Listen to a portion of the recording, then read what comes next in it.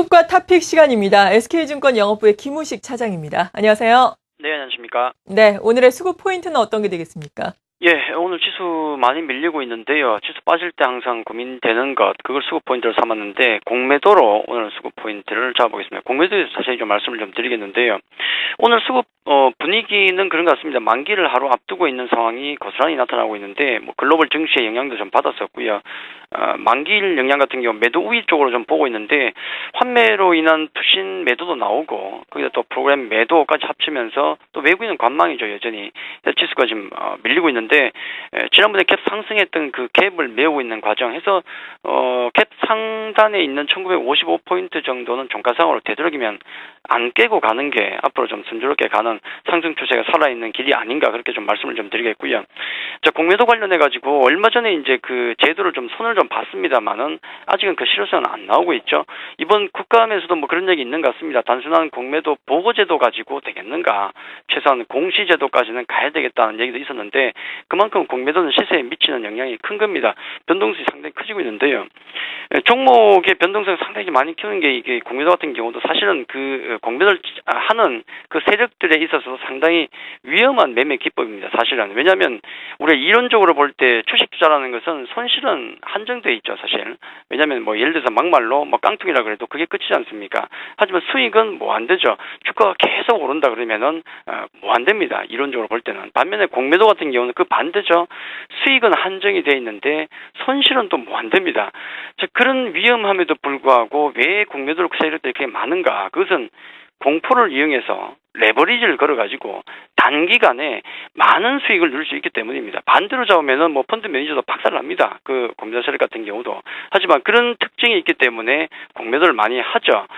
뭐 그 과정 같은 경우야 많이 들어보셨을 겁니다. 뭐 문제가 되는 종목이나 단기 급등주 같은 경우 물량 구해서 매도를 하게 되는데 그 과정에 좀 불법적인 일이 좀 많은 거죠. 물량 구하지 않고 뭐 매도하는 경우도 있고, 또 보고서 보통 외국인들 같은 경우가 공매도를 많이 활용하는데, 희한하게도 공매도를 치고 난 다음에 뭐 안 좋은 리포트가 나온다든지 그런 케이스도 꽤 많았다는 겁니다. 경험적으로 많았던 거죠. 해서 지금 공매도 같은 경우를 많이 손을 좀 보고 있는 상황인데, 아마 현재가 창을 통해서 본다 그러면은 공매도를 치고 있는지 아닌지 금방 알 수 있습니다. 공개할 수 있는지. 업틱률이 있기 때문에 공매도 같은 경우는 아래로, 현재가 아래로 팔지를 못하거든요. 해서 마치 위협하듯이 위로, 현재가보다 위에서 위창이나 매도 호가에다가 물량을 쌓아가면서 이 사람 겁을 주는 흐름에 매매가 나온다 그러면은 거의 공매도 공격을 하고 있다, 그렇게 보시면 됩니다. 최근에 이제 중소형주 같은 경우도 급등이 나왔기 때문에 대차 잔고 많이 늘어나고 공매도가 지금 나오려고 하고 있는데, 이 부분 주의가 좀 되고 있죠. 사실 이런 공매도에 대해서 뭐 대응법이라 그러면은 달리 방법은 없습니다. 한 두 가지 정도로 보이는데, 만약에 그 종목에 대해서 대단히 잘 아는 종목이다, 내가 공매도 세력보다도 더 많이 안다, 그렇게 본다 그러면은 조금 견딜 필요도 있습니다. 왜냐면은 결국은 공매도라는 것은 쇼커버가 들을 수밖에 없거든요. 그렇게 본다 그러면 버티도 되겠지만은, 내가 잘 모르는 종목이다 그러면은 되도록이면 빨리 회피하는 게 좋습니다. 왜냐면은 견디다가 마지막에 매도를 하게 되면은 꼭 그때 쇼커버 들이면서 급등이 나온다는 거죠. 물량 털려버리거든요. 그렇기 때문에 잘 모르는 종목이라면은 공매도 세력이 공격하고 있는 종목 같은 경우는 되도록 빨리 회피하는 게 좋다, 그렇게 말씀을 드리겠습니다. 네. 그리고 이어서 외국인과 기관의 매매 동향 살펴봐야 할 텐데, 이 시각 현재는 양매도가 나오고 있습니다. 각각의 동향 묶어서 설명을 좀 해주시죠. 외국인 기관 모두 매도가 나오고 최근 추세를 그대로 따르고 있습니다. 외국인 같은 경우는 뭐 관망 추세 그 정도로 봐야 되겠고요. 오늘도 한 390억 정도 매도가 나오고 있죠.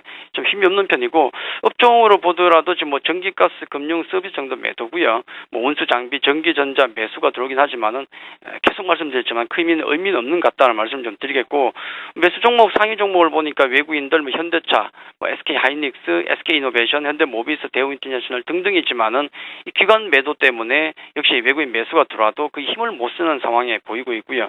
뭐 기관들 같은 경우도 마찬가지입니다. 앞서 말씀드렸지만은 투신권의 환매, 또 프로그램 매도 뭐 이런 것 때문에 기관들 역시 투신권을 중심으로 해서 매도가 나오고 있고요.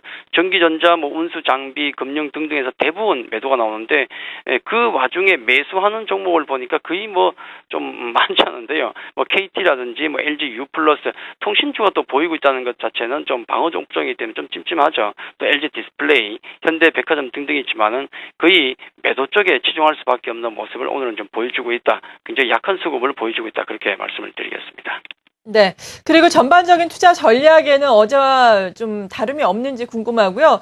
또 오늘 시장이 비교적 큰 폭으로 하락하면서 1950선까지 내려가고 있는데 어느 정도가 좀 지지가 될 것으로 예상하시는지 궁금한데요. 예, 전략 자체는 제가 그렇게 계속 말씀을 드렸죠.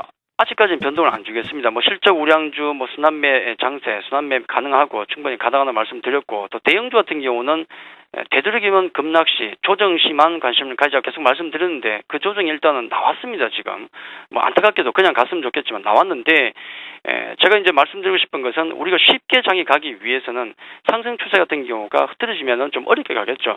그 추세가 살아 있으면은 좀 쉽게 갈 수 있고, 그 지점이 아마 갭 상단 부분이 앞서 말씀드렸던 1955포인트 정도, 뭐 1950포인트 정도 러프하게 그 정도의 지수 같은 경우는 종가상으로 되도록이면은 안 깨고 가야 우리가 쉽게 갈 수 있거든요. 그래서 이 지수 포인트가 어떻게 지지가 종가상으로 지지가 되느냐 아니냐에 따라서 속도 조절은 좀 필요한 게 아닌가. 일단 전략 자체는 오늘까지는 바꾸지 않고 그대로 가도록 하겠습니다.